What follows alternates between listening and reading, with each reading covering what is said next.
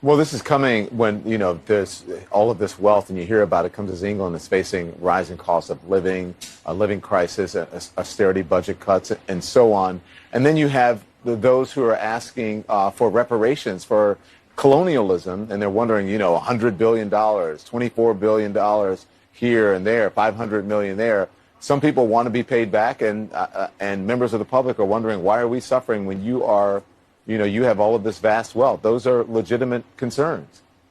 Well, I think you're right about reparations in terms of if people want it, though, what they need to do is you always need to go back to the beginning of a supply chain. Where was the beginning of the supply chain? That was in Africa. And across the entire world, when the slavery was taking place, which was the first nation in the world that abolished slavery? The first nation in the world to abolish it. It was started by William Wilberforce, was the British. In Great Britain, they abolished slavery.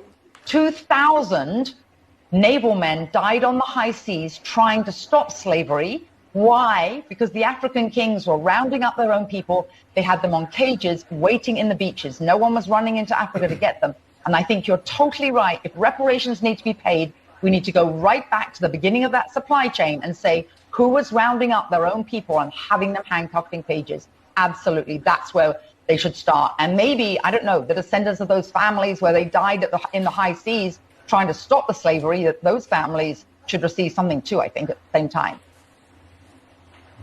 It's an interesting discussion, Hilary. Thank you very much. I appreciate it. We'll continue to discuss in the future.